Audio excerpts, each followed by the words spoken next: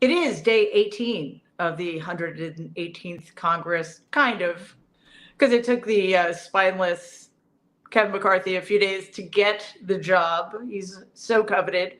And we are here with you, as we will be every Friday for the duration, to tease out what are the most horrific things that this House of Representatives, led by said McCarthy, have committed against the American people, common sense and human decency in the last 7 days. And Jen, there is no shortage of things, is there? It's just incredible. Mary, before I answer your question, I want to alert you to the fact that Sebastian is in the room with you, and he is not. You know this. Okay. He's right there. Okay. Hi, Sebastian. No, I don't worry. I am aware because he has a tendency to jump on the floor and nip at my Achilles tendon, which, as you can imagine, is a little unnerving. So if you grimace, it might not be about what I'm saying. Okay, yeah, there is. Yeah, don't take it personally because it just may be that I'm being hobbled. Hi, Danielle. Hey, Danielle. I'm just Hi. commenting. I'm commenting on the bird being in the room, but Mary. So yeah, well, I think let's start here. Like, I think this should be the place we always start. There's so much horror going on that let's just narrow it down to our top three worst. We each have our own list of three. There might be overlap. That's okay. And then once we've all said what our top three are, we'll start to break it all down. So Jen, let's start with you. Okay, my top three are first, having Kevin McCarthy put on any congressional committee, but really important ones, actual insurrectionists, in particular Scott Perry, who is named in the January 6th committee report. And in fact, in the criminal referral section, the committee makes note that he probably has information related to the crime committed by Donald Trump, related to the obstruction of the congressional proceedings. So that's one. Two, the second one is the House Republicans allowing George Santos, or whatever his name is, a con artist, Ponzi schemer, dog killer. We could go on. The only good thing about him is drag show performer. But, stealer, thief, all this stuff, sitting him on committees, but also pretending that they're like John Roberts at the Supreme Court. Like, we can't figure out how to do anything about this. He was elected. As if they don't have the power to have an investigation. All they need to do is hold one hearing, have him at the hearing, put him under oath. Let's get to the details. Okay, I just want the list. Just want the list. The third thing is that the House voting on something else related to taxes this week, which is to abolish the IRS and add a national sales tax on top of what people are paying of essentially 30% and pretending it's 23%.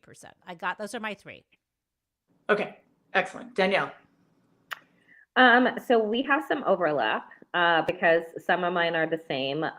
One for me is George Santos / Katara / whatever the hell his name is, Brazilian mistress.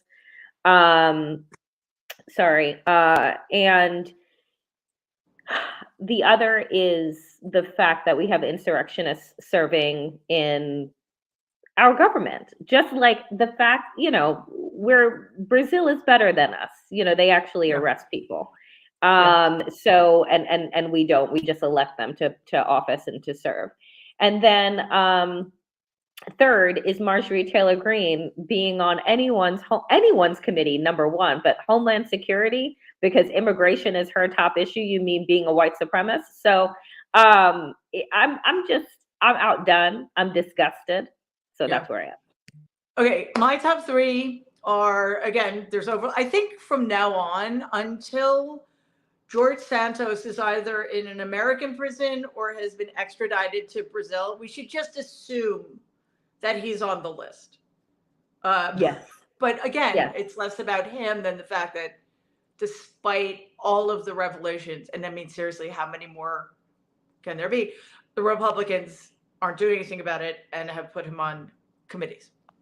The second is similar to yours, both of yours. It's that the composition of the oversight committee is such a kick in the teeth to due process and legitimate investigations and people who think that being pro-insurrection is a bad thing in America.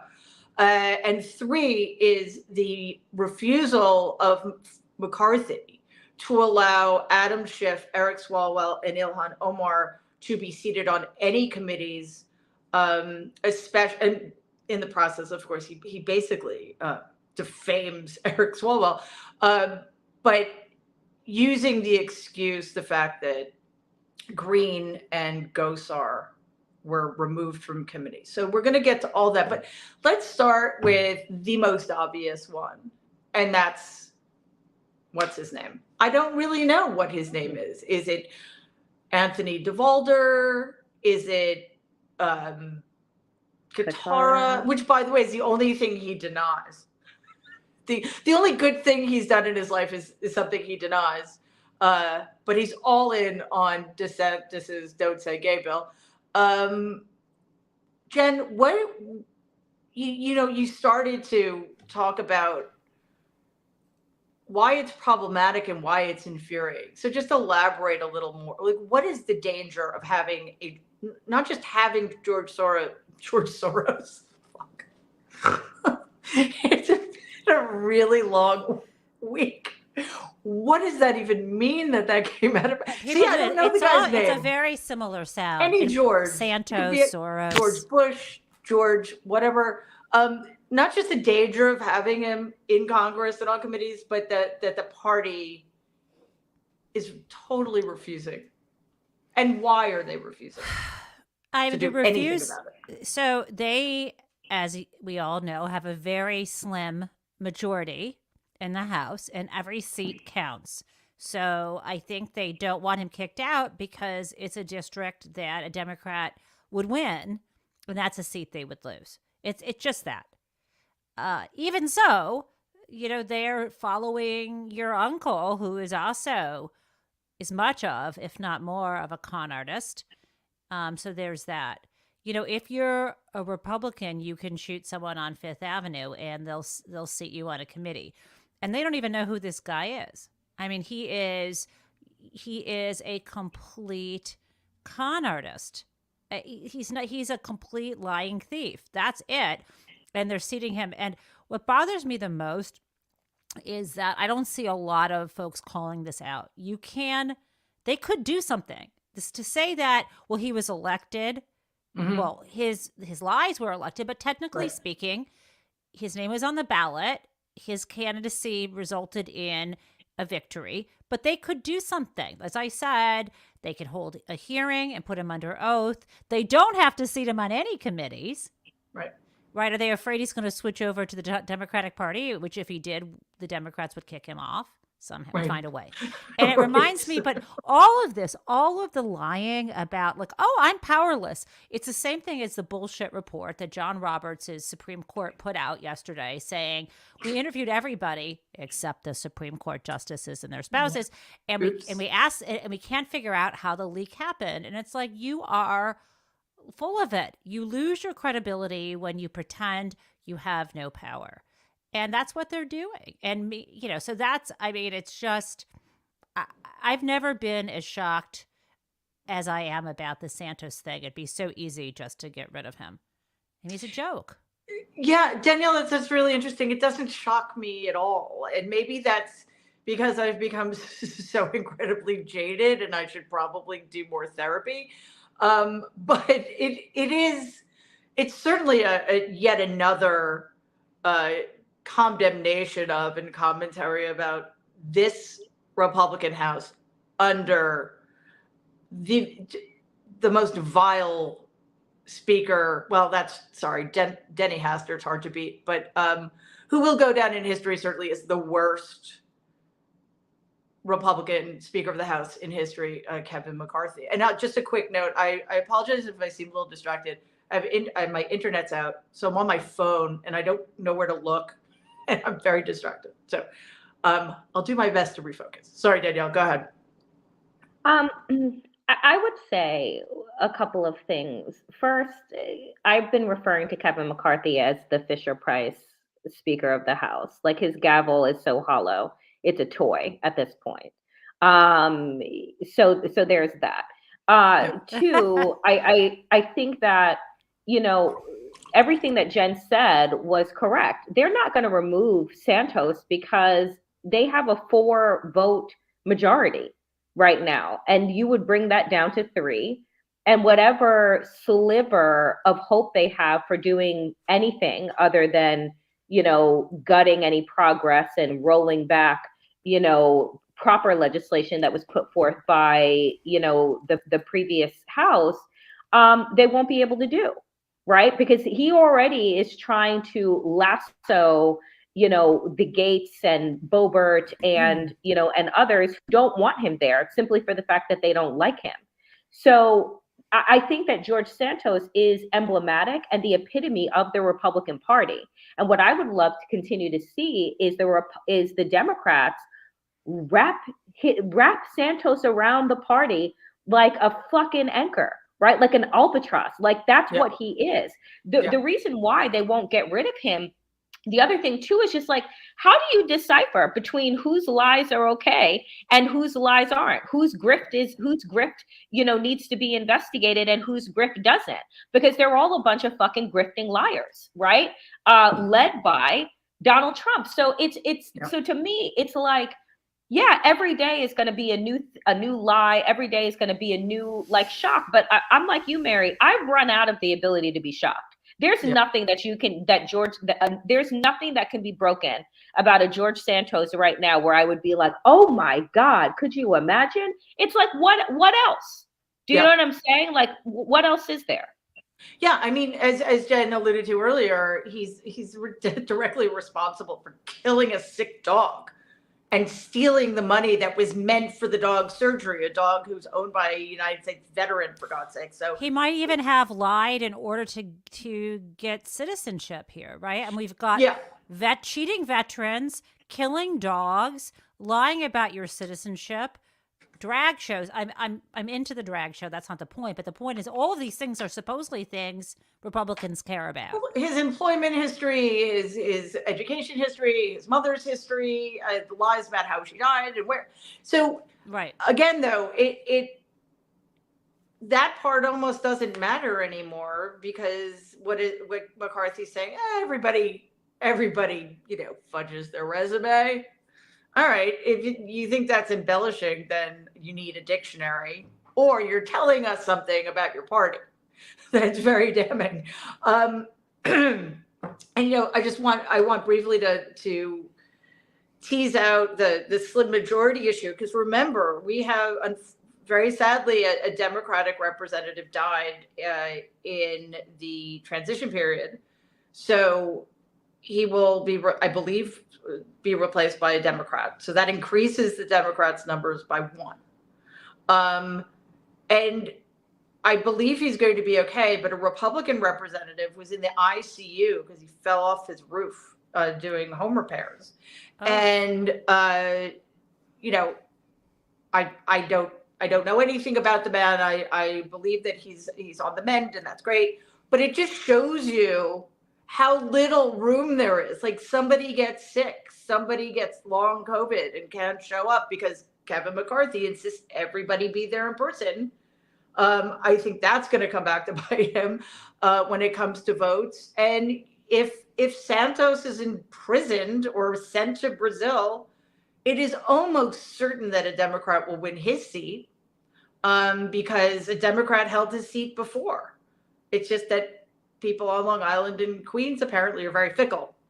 So there's no room for error.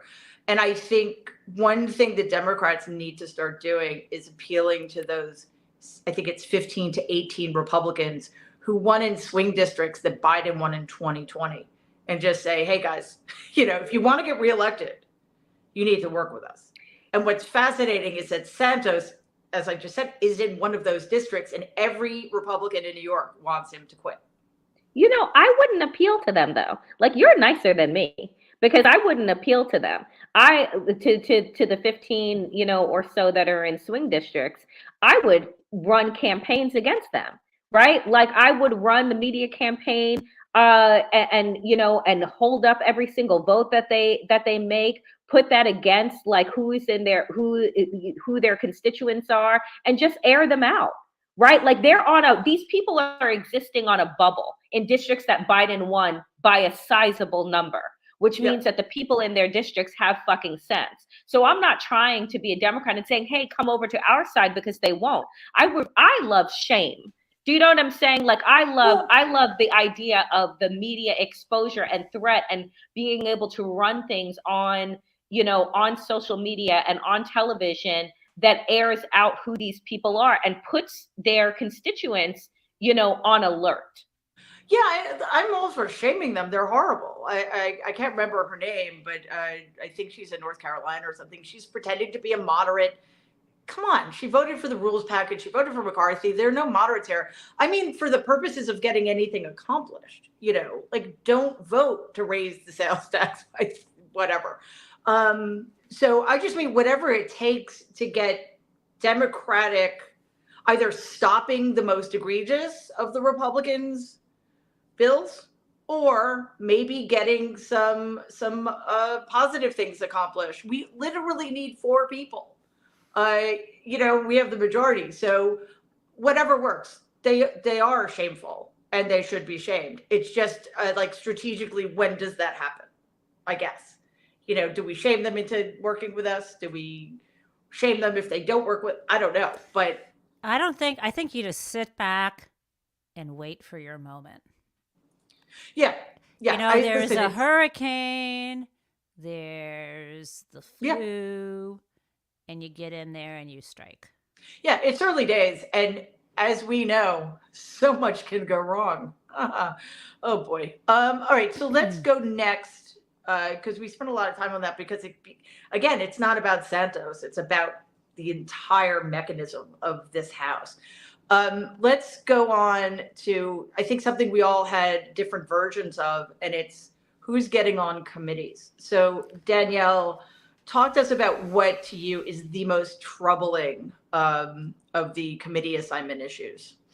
You know, I think that the most troubling thing is that we know that Republicans don't make decisions based on any type of facts or logic whatsoever, that everything is about being vindictive.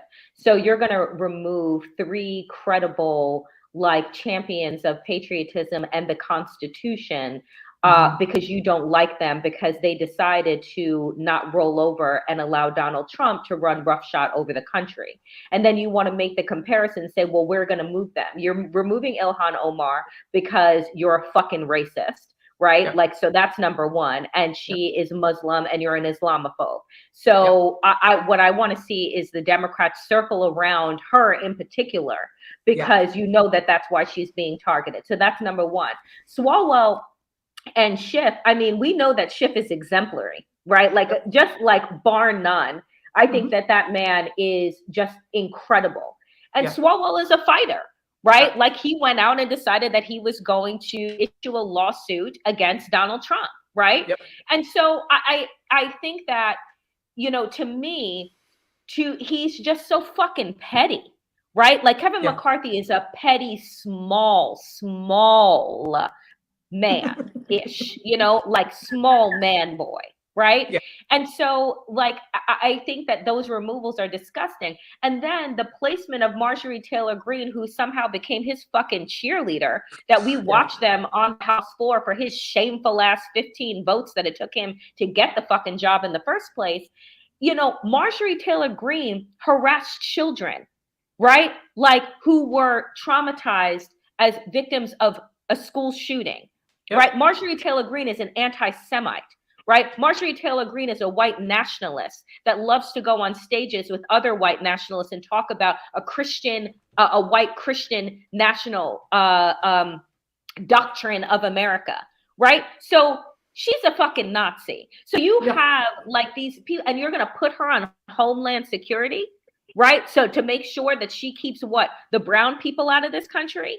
Like it's Mary, Yeah. I just, sometimes I run out of words, which is very odd for me. But at this stage, it's just like, if the mainstream media continues to talk about this party like they are fucking normal, and that they are not the white supremacist national party, that they are not the white citizens council party, like they're doing Americans a disservice, because this is the moves that they're making, right, are only to uphold fascism, white supremacy, and usher in authoritarianism.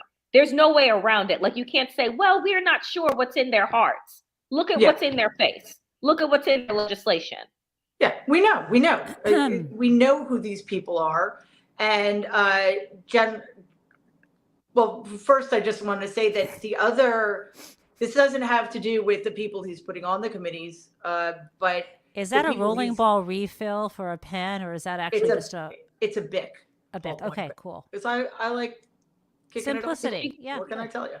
Oh, Sebastian, I thought he was going to write something. Sorry, you could ask your question. I'm sorry, Mary. Well, before I ask the question, I want to point out that an additional way McCarthy is making his life harder for himself is that he's dissing a lot of senior people who should have, by rights, at least in their view, gotten to chair certain committees, and he's bypassing them to put the worst of the worst. And I know that's like an almost meaningless distinction because they're all horrible. No, but some of them are active insurrectionists and some of them aren't. So Jen, I want to go back to what Danielle said, and this is important to me. And you might see today, I haven't worn this in a long time. I'm wearing a Star of David, and I'm gonna start wearing that. I don't want to pass anymore as just a white Christian lady.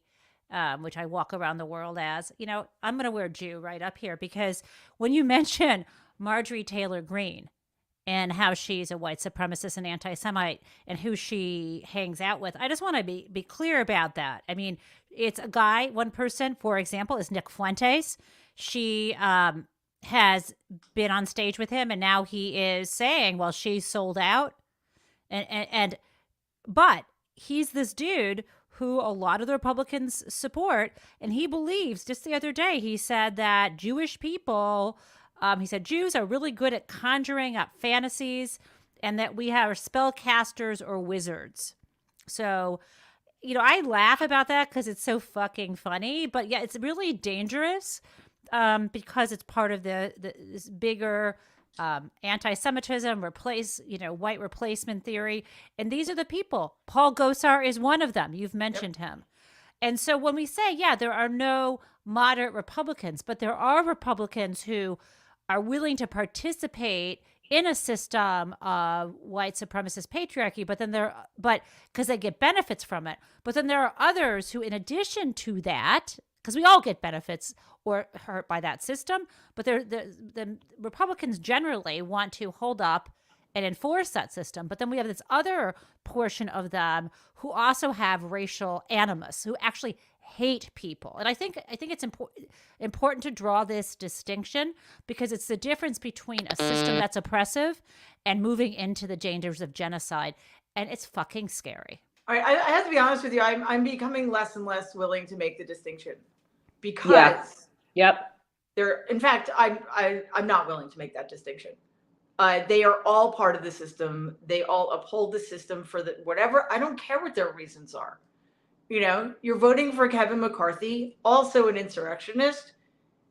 He supports these white supremacist anti-Semites who, by the way, want to destroy American democracy. So they're unless they decide to create a coalition that votes with Democrats all the time, then we can revisit that. But it's not going to happen, because they still think that's their best path to hang on to power. So I think the desire for us to part and parcel at times is to believe that there is some level of humanness, some level of morality that is still attached to these people, right? And the reality is that whether you are an active insurrectionist, right, giving recognizance tours, wearing a bulletproof vest as you're at the Stop the Steal rally, whether you're giving the fist up in the air, you know, or you're sitting on the sidelines allowing for it to happen, we shouldn't be making a distinction at all, because there is not one member of the Republican Party, whether they're in, you know, in the House or not, that has stood up and said, this is not who we are. And when they were, right, Liz Cheney and Adam Kinzinger, they're gone. Yeah. Right.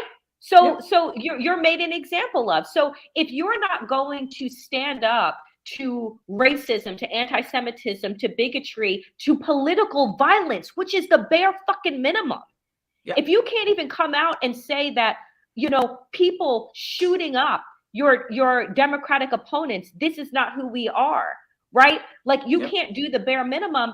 Then there is no. We need to stop saying the moderate Republicans and the this, that, and the other thing. They're one and the same.